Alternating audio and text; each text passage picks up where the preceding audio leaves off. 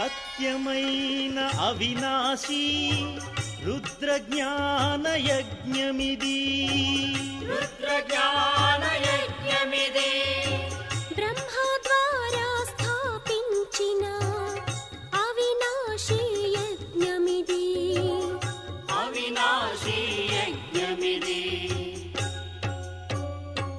సత్యమైన అవినాశీ రుద్రజ్ఞాన యజ్ఞమిది.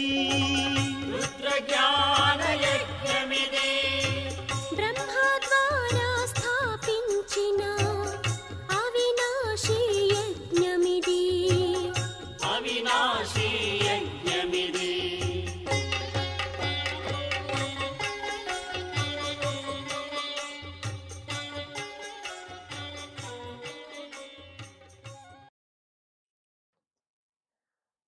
ఓం శాంతి 6/10/2021 సాకార మురళి. మధురమైన పిల్లలు, ఈ పాత ప్రపంచంతో బేహద్ వైరాగిగా అవ్వాలి. ఎందుకనగా బాబా మీకోసం స్వర్గాన్ని అంటే కొత్త ఇంటిని తయారు చేస్తున్నారు. ప్రశ్న: ఈ అవినాశి రుద్ర యజ్ఞంలో ఏ ఏ విషయాల కారణంగా విఘ్నాలు వస్తాయి? ఏ విషయాలు?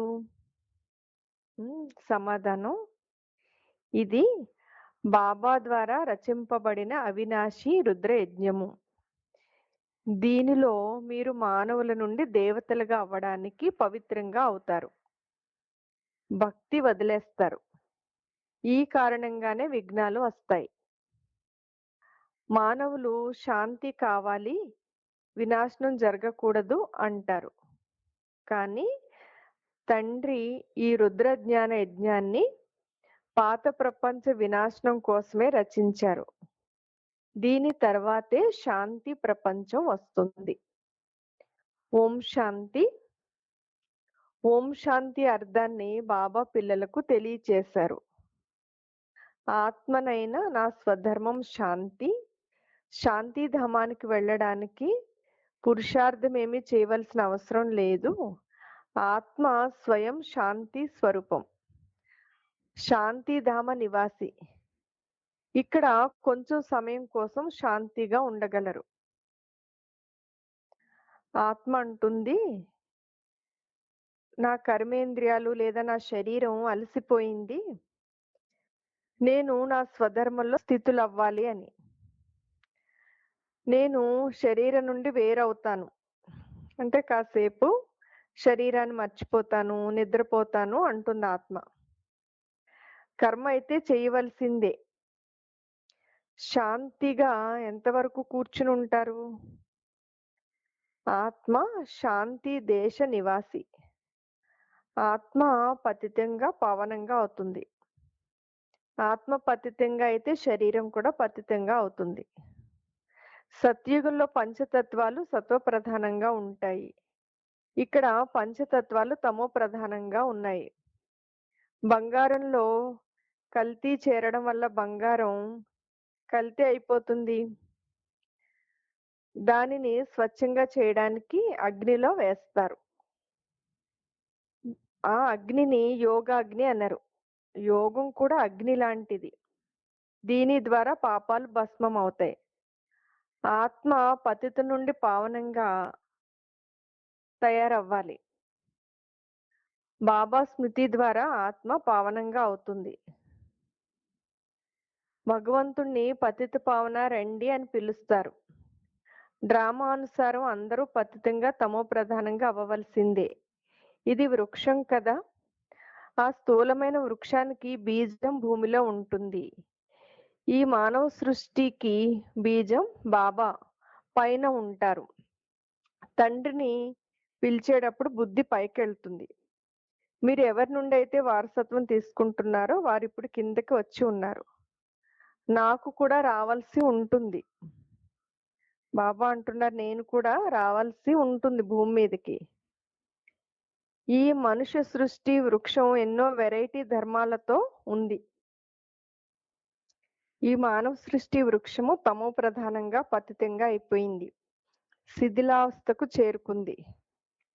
బాబా కూర్చుని పిల్లలకి అన్ని విషయాలు తెలియచేస్తున్నారు. సత్యుగంలో మొట్టమొదట దేవీ దేవతలు ఉంటారు. కలియుగంలో అసురులు ఉన్నారు. అసురులు దేవతలకి మధ్యన యుద్ధం ఏమీ జరగలేదు. మీరు యోగ బలంతో పంచవికారాలపై విజయం పొందుతున్నారు. అంతేకాని హింసాత్మకమైన యుద్ధం అనే మాట లేదు. మీరు ఏ విధంగానూ హింస చెయ్యరు. మీరు ఎవరిని ముట్టుకోను కూడా ముట్టుకోరు. మీరు డబల్ అహింసకులు. బాబా చెప్తారు, ఈ వికారాలే ఆది మధ్య అంత్యము దుఃఖాన్ని ఇస్తాయి. దేవతలు ఎదురుగా మహిమ చేస్తారు, మీరు సర్వగుణ సంపన్నులు, సంపూర్ణ నిర్వికారులని. ఆత్మ కర్మేంద్రియాల ద్వారా ఈ విషయాలని అర్థం చేసుకుంటుంది. ఈ సృష్టి పావనంగా ఉన్నప్పుడు ఎవరు భగవంతుణ్ణి పిలవరు. దానిని స్వర్గం అంటారు.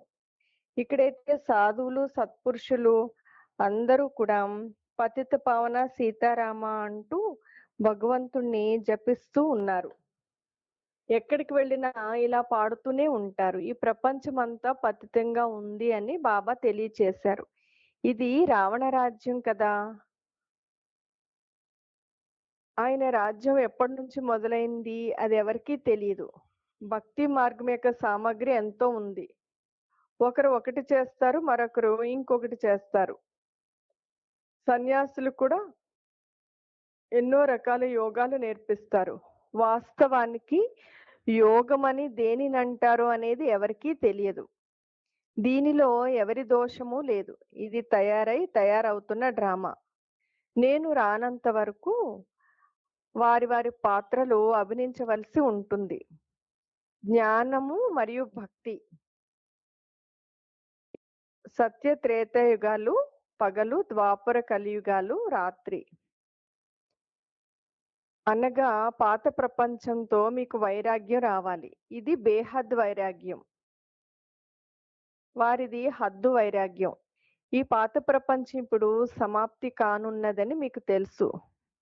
కొత్త ఇంటిని కట్టుకుంటున్నప్పుడు పాత దాని గురించి వైరాగ్యం వస్తుంది కదా. బేహద్దు తండ్రి ఎలా ఉన్నారు చూడండి. మీకు స్వర్గం రూపీ ఇంటిని తయారు చేసి ఇస్తారు. స్వర్గము కొత్త ప్రపంచం. కొత్తది పాతది అవుతుంది, పాతది తిరిగి కొత్తగా అవుతుంది. కొత్త ప్రపంచానికి ఆయువు ఎంత ఉంటుంది అనేది ఎవరికీ తెలీదు. ఇప్పుడు మనం పాత ప్రపంచంలో ఉంటూ కొత్త ప్రపంచాన్ని తయారు చేస్తున్నాం. మనం ఈ పాత శ్మశాన వాటికపై పరిస్థానంటే దేవభూమిని స్థాపన చేస్తున్నాం. అది యమునా నది తీరంలో ఉంటుంది. అక్కడే మహల్స్ తయారవుతాయి. ఈ ఢిల్లీయే యమునా నది తీరంలో ఉంటుంది. పాండవులకు కోటలు ఉండేవని చూపిస్తారు కదా. అవన్నీ డ్రామా అనుసారం తప్పకుండా మళ్ళీ తయారవుతాయి. మీరు ఎలా అయితే యజ్ఞాలు, జపతపాలు, దాన పుణ్యాలు ఇవన్నీ చేశారో మళ్ళీ చేయవలసి ఉంటుంది. ముందుగా ఈశ్వరుడికి భక్తి చేస్తారు. ఆయనకి ఫస్ట్ క్లాస్ దేవాలయాలు నిర్మిస్తారు. అప్పుడు భక్తి అవ్యభిచారిగా ఉంటుంది. మీరిప్పుడు జ్ఞాన మార్గంలో ఉన్నారు. మీరు ఒక్క బాబా చెప్పిందే వింటారు. ఒక తండ్రినే స్మృతి చేస్తారు. ఇది అవ్యభిచారి జ్ఞానము. సత్యుగంలో ఇతర ధర్మాలేమీ ఉండవు. ఆ సమయంలో అందరూ చాలా సుఖంగా ఉంటారు. దేవతా ధర్మం చాలా సుఖాన్నిస్తుంది. దేవతా ధర్మం పేరు వింటేనే నోరు తీయగా అయిపోతుంది. మీరు ఒక తండ్రి ద్వారానే జ్ఞానం వింటున్నారు. మీరు బేహద్దు తండ్రికి పిల్లలయ్యారు. నెంబర్ వారి పురుషార్థానుసారం వారసత్వం లభిస్తుంది. బాబా కొంచెం సమయం కోసం సాకారంలోకి వచ్చారు. బాబా అంటారు, నాకు పిల్లలైన మీకు జ్ఞానం ఇవ్వవలసి ఉంది. ఇది నా పర్మనెంట్ శరీరం కాదు. నేను బ్రహ్మ బాబా శరీరంలో ప్రవేశిస్తాను కొంచెం సమయం కోసం. శివ జయంతి తర్వాత గీతా జయంతి జరుగుతుంది. అప్పటి నుండి జ్ఞానం వినిపించడం మొదలు పెడుతున్నారు. ఎప్పుడైతే బ్రహ్మ బాబా శరీరంలో ప్రవేశిస్తారో, అంటే శివ జయంతి ప్రవేశించడం అంటే, ఆ తర్వాత గీతా జయంతి అంటే ప్రవేశించగానే జ్ఞానం చెప్పడం మొదలుపెట్టారు. నదులైతే ఈ ప్రపంచం అంతటా ఉన్నాయి. ఇక్కడ జ్ఞాన సాగరుడైన తండ్రి వచ్చి బ్రహ్మ బాబాలో ప్రవేశించి జ్ఞానం వినిపిస్తున్నారు. గోముఖానికి వెళ్తారు. వాస్తవానికి గోముఖం అంటే చైతన్యంగా మీరే. మీ నోటి నుండి జ్ఞానామృతం వస్తుంది. గోవు నుండి పాలు లభిస్తాయి, అంతేకాని నీటి విషయం కాదు. ఈ విషయాలన్నీ సర్వులకి సద్గతిదాత అయిన తండ్రి కూర్చుని వివరిస్తున్నారు. ఇప్పుడు అందరూ దుర్గతిలో ఉన్నారు. రావణుని ఎందుకు కాలుస్తారనేది మీకు ఇంతకు ముందు తెలియదు. ఇప్పుడు బేహద్దు దసరా జరుగుతుంది. ఈ ప్రపంచం అంతా ఒక ద్వీపం లాంటిది. రావణ రాజ్యము మొత్తం సృష్టిపై ఉంది. వానర సైన్యం ఉండేది. వానరులు వారధి కట్టారని శాస్త్రాల్లో ఉంది. ఇవన్నీ కల్పిత కథలు. భక్తి కొనసాగుతూ ఉంటుంది. భక్తి మొట్టమొదట అవ్యభిచారిగా ఉంటుంది. తర్వాత అనేక మందికి చేస్తారు. దసరా, రక్షాబంధన ఇవన్నీ ఇప్పటి పండగలే. శివ జయంతి తరువాత కృష్ణ జయంతి జరుగుతుంది. ఇప్పుడు కృష్ణపురి స్థాపన అవుతుంది. కంసపురి, కృష్ణపురి. కంసుడని ఆసురి సాంప్రదాయం వారిని అంటారు. పాండవులకు మరియు కౌరవులకు మధ్యన యుద్ధమేమీ జరగలేదు. కృష్ణుని జన్మ సత్యుగలో జరుగుతుంది. శ్రీకృష్ణుడు మొదటి రాకుమారుడు. స్కూల్లో చదువుకోవడానికి వెళ్తాడు కృష్ణుడు. పెద్దయిన తర్వాత రాజ్య సింహాసనంపై కూర్చుంటారు. మహిమంతా పతుతులను పావనంగా తయారు చేసే శివబాబాదే. అంతేకాని ఈ రాసలీలలు ఇవన్నీ కూడా పరస్పరం సంతోషాన్ని పంచుకోవడం వంటిది. కృష్ణుడు ఎవరికైనా జ్ఞానాన్ని వినిపించడం అనేది ఎలా జరుగుతుంది? బాబా చెప్తున్నారు, భక్తి చేయకండి అని ఎవరికి చెప్పకూడదు. జ్ఞానం అర్థమైతే భక్తి దానంతటదే తొలగిపోతుంది. వికారాలను వదిలేస్తారు. దీనికోసమే గొడవలు జరుగుతాయి. బాబా చెప్తున్నారు, నేను రుద్ర యజ్ఞాన్ని రచిస్తాను. దీనిలో ఆశ్రీ సంప్రదాయం వారు విఘ్నాలు వేస్తారు. ఇది భగవంతుని యొక్క బేహద్దు యజ్ఞం. దీని ద్వారా మానవులు దేవతలుగా అవుతారు. జ్ఞాన యజ్ఞం ద్వారానే వినాశ జ్వాల ప్రజ్వలితం అవుతుంది. ఈ పాత ప్రపంచం వినాశనం జరిగిన తర్వాత కొత్త ప్రపంచంలో మీరు రాజ్యం చేస్తారు. మానవులు ఈ భూమి మీద శాంతి ఏర్పడాలని అంటారు. శాంతి కావాలని కోరుకుంటారు. ఈ బ్రహ్మ కుమారీలు వినాశనం అవ్వాలి అంటారు అని చెప్తారు. జ్ఞానం అర్థం చేసుకోని కారణంగా ఈ విధంగా అంటారు. ఈ మొత్తం పాత ప్రపంచం అంతా ఈ జ్ఞాన యజ్ఞంలో స్వాహ అయిపోతుంది. పాత ప్రపంచానికి నిప్పు అంటుకోనున్నది. ప్రకృతి వైపరీత్యాలు సంభవిస్తాయి. అందరూ ఆవగింజల్లాగా నలిగి సమాప్తి అయిపోతారు. కొంతమంది రక్షింపబడతారు. ఆత్మ అవినాశి. ఇప్పుడు బేహద్దు హోలిక జరగనున్నది. దీనిలో శరీరాలన్నీ సమాప్తి అయిపోతాయి. ఆత్మలు పవిత్రంగా అయి వెళ్ళిపోతాయి. అగ్నిలో వేసినప్పుడు వస్తువు శుద్ధంగా అవుతుంది. శుద్ధత కోసమే యజ్ఞం చేస్తారు. అవన్నీ భౌతిక విషయాలు. ఇప్పుడు ప్రపంచమంతా స్వాహ కానున్నది. వినాశనానికి ముందే తప్పకుండా స్థాపన జరగాలి. ఎవరికైనా అర్థం చేయించేటప్పుడు ముందు స్థాపన, తర్వాత వినాశనం జరుగుతుందని చెప్పండి. బ్రహ్మ బాబా ద్వారా స్థాపన జరుగుతుంది. ప్రజాపిత బ్రహ్మ ప్రసిద్ధి చెందినవారు. ఆయనకి చాలా ప్రఖ్యాతి ఉంది. ఆది దేవి ఉన్నారు. జగదంబకు లక్షలాది దేవాలయాలు ఉన్నాయి. జగదంబ పేరుతో ఎన్నో మేళాలు జరుగుతాయి. మీరు జగదంబ పిల్లలు, జ్ఞానేశ్వరీలు, తర్వాత రాజరాజేశ్వరీలుగా అవుతారు. ఇప్పుడు మీరు చాలా ధనవంతులుగా అవుతున్నారు. భక్తి మార్గంలో దీపావళి రోజున లక్ష్మీదేవి నుండి వినాశీ ధనాన్ని కోరుకుంటారు. ఇక్కడ మీకు అన్నీ లభిస్తాయి. ఆయుష్వాన్ భవ, పుత్రవాన్ భవ. అక్కడ 150 సంవత్సరాల ఆయుష్ ఉంటుంది. ఇక్కడ మీరు ఎంతగా యోగం చేస్తారో అంతగా ఆయుష్ పెరుగుతూ ఉంటుంది. మీరు ఈశ్వరునితో యోగం జోడిస్తూ యోగేశ్వరులుగా తయారవుతున్నారు. బాబా అంటున్నారు, నేను చాకలివాడిని. మురికి పట్టిన ఆత్మలందరినీ శుభ్రం చేస్తాను. తర్వాత శరీరాలు కూడా శుద్ధమైనవి లభిస్తాయి. నేను సెకన్లో ప్రపంచంలో వస్త్రాలన్నిటినీ శుభ్రం చేస్తాను, ఉతికేస్తాను అంటున్నారు బాబా. కేవలం మన్మనాభవగా ఉంటే ఆత్మ మరియు శరీరం పవిత్రంగా తయారవుతాయి. ఇది మ్యాజిక్ కదా. దీనితో సెకన్లో జీవన్ముక్తి లభిస్తుంది. బాబా స్మృతి ఏం చేస్తుంది? మురికిని వదిలించేస్తుంది. ఆత్మ పవిత్రంగా అవుతుంది. అదే బాబా అంటున్నారు, ఇది మ్యాజిక్ కదా. ఎంత సహజమైన ఉపాయం. నడుస్తూ తిరుగుతూ కేవలం తండ్రిని స్మృతి చేయండి. బాబా అంటున్నారు, నేను మీకు ఇంకేమీ కష్టాన్ని ఇవ్వను. ఇప్పుడు మీరు ఒక సెకన్లో ఉన్నతిలోకి వెళ్తున్నారు. బాబా చెప్తున్నారు, పిల్లలు, నేను మీకు సేవకుడిగా వచ్చాను. నేను మీకు సేవ చేయడానికి వచ్చాను అంటున్నారు బాబా. ఓ పతిత పావన, వచ్చి మమ్మల్ని పావనంగా తయారు చేయండి అని మీరు పిలిచారంటే నేను మీకు సేవకుడిని అయినట్లే కదా.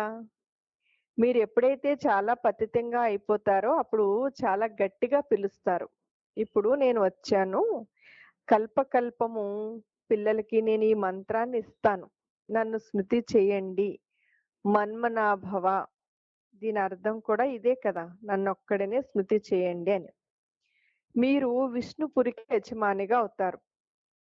మీరు విష్ణుపురి రాజ్యాన్ని తీసుకోవడానికి వచ్చారు. రావణపురి తర్వాత విష్ణుపురి, కంసపురి తర్వాత కృష్ణపురి ఉంటుంది. ఇది ఎంత సులభంగా అర్థం చేయిస్తున్నారు. కేవలం ఈ పాత ప్రపంచంపై మమకారం తొలగించండి. ఇప్పుడు మనం 84 జన్మలు పూర్తి చేశాం. ఈ పాత శరీరాలను వదిలి కొత్త ప్రపంచానికి వెళ్తాం. స్మృతి ద్వారానే మీ పాపాలు నశిస్తాయి. అంత ధైర్యం చేయాలి పిల్లలు. ఎంత బాగా బాబాని స్మృతి చేయాలి అంటే ఆత్మలో ఉన్నటువంటి అనేక జన్మల పాపాలన్నీ తొలగిపోవాలి. అచ్చా, మధురాతి మధురమైన ఆత్మిక పిల్లలకు మా పిత బాప్దాదాల ప్రియ స్మృతులు మరియు గుడ్ మార్నింగ్. ఆత్మిక పిల్లలకు ఆత్మిక తండ్రి నమస్తే. मीठे मीठे रूहानी बाप दादा को रूहानी बच्चों की याद, प्यार, गुड मॉर्निंग और नमस्ते. ధారణ పాయింట్స్. నోటి నుండి సదా జ్ఞాన అమృతమే వెలువడాలి. జ్ఞానం ద్వారానే అందరికీ సద్గతిని అందించాలి. ఒక తండ్రి నుండే జ్ఞానం వినాలి, ఇతరుల ఎవరి నుండి వినకూడదు. సెకండ్ పాయింట్, ఉన్నతి కళలోకి వెళ్ళడానికి నడుస్తూ తిరుగుతూ తండ్రిని స్మృతి చేసే అభ్యాసం చేయాలి. ఈ పాత ప్రపంచము, పాత శరీరంపై మమకారాన్ని తొలగించాలి. వరదానము, ఒకే మార్గము మరియు ఒకరితోనే సంబంధం నిలుపుకునే సంపూర్ణ ఫరిస్తాగా అవ్వాలి. నిరాకార రూపంలో మరియు సాకార రూపంలో ఒక్క తండ్రితో బుద్ధి యొక్క సాంగత్యము మరియు సంబంధం పక్కాగా ఉన్నట్లయితే ఫరిస్తాగా అవుతారు. ఎవరికైతే సర్వ సంబంధాలు ఒకరితోటే ఉంటాయో వారే సదా ఫరిస్తాలు. ఏ విధంగా గవర్నమెంట్ ఈ దారి మూసివేయబడిందని దారిలో బోర్డు పెడుతుందో అలా అన్ని దారులు మూసేస్తే బుద్ధి భ్రమించడం ఆగిపోతుంది. బాబ్దాదా ఆజ్ఞ ఏమిటంటే ముందు అన్ని దారులను మూసివేయండి, దీనితో సహజంగా ఫరిస్తాలుగా అవుతారు. అంటే సర్వ సంబంధాలు ఒక బాబాతోటే, సర్వప్రాప్తులు ఒక బాబాతోనే. ఇంకా వస్తువులు, వ్యక్తులు, వైభవాలు, ఈ దారులన్నీ ఫస్ట్ మూసేస్తే సహజంగా ఫరిస్తా అయిపోతారు. స్లోగన్: సదా సేవ యొక్క ఉత్సాహ ఉల్లాసాలలో ఉండడమే మాయ నుండి రక్షించుకోవడానికి సాధనం. మాయ నుండి రక్షించుకోవాలంటే ఏం చేయాలి? సదా సేవ చేస్తూ సేవలో ఉత్సాహ ఉల్లాసాలతో ఉండాలి. అప్పుడు మాయ నుండి రక్షింపబడతారు. ఓం శాంతి.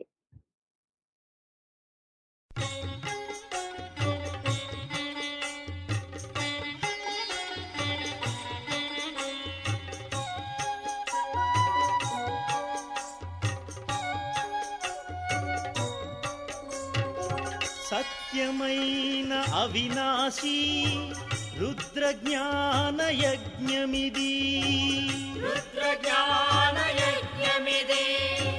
బ్రహ్మ ద్వారా స్థాపించిన అవినాశీ యజ్ఞమిది.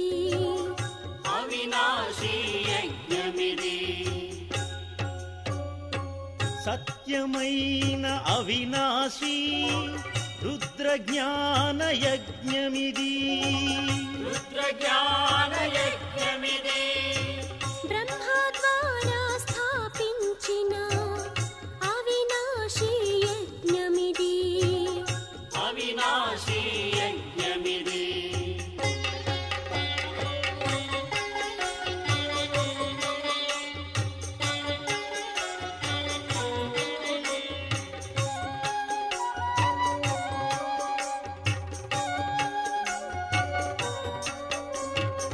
మనోవృత్తులు కలుషితమై వెచ్చు పెరిగే కాలుష్యం.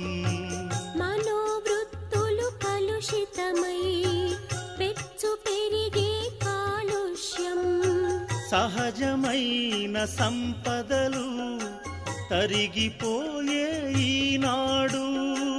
సహజమైన సంపదలు తరిగిపోయే ఈనాడు. మానవ మారణ హోమానికి నాంది పలికే వక్రబుద్ధి. సత్యమైన అవినాశీ రుద్ర జ్ఞాన యజ్ఞమిది. బ్రహ్మ ద్వారా స్థాపించిన అవినాశీ యజ్ఞమిది.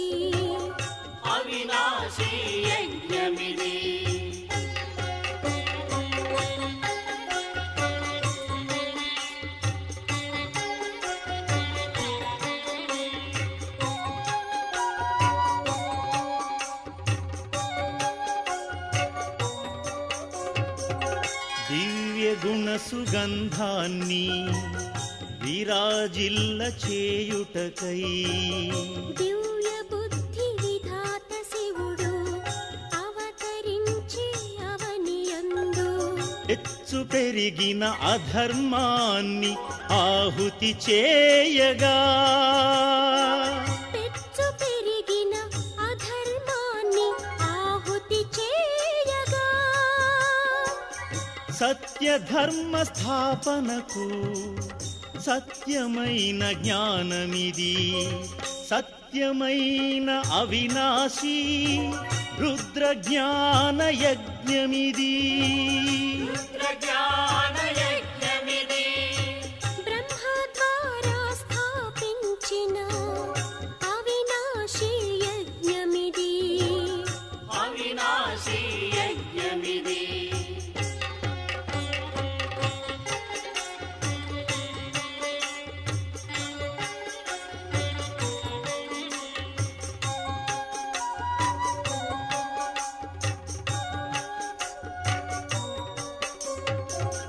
ప్రతి కల్పము కల్పతరువు ఈశ్వరీయ యజ్ఞము. ప్రతి కల్పము కల్పతరువు ఈశ్వరీయ యజ్ఞము. అవగుణాలను ఆహుతి చేయు అవినాశీ యజ్ఞమిది. అవగుణాలను ఆహుతి చేయు అవినాశీ యజ్ఞమిది. సోమరస భాండముతో అమరులుగా మార్చును సత్యమైన అవినాశీ రుద్ర జ్ఞాన యజ్ఞమిది. బ్రహ్మ ద్వారా స్థాపించిన అవినాశీ యజ్ఞమిది.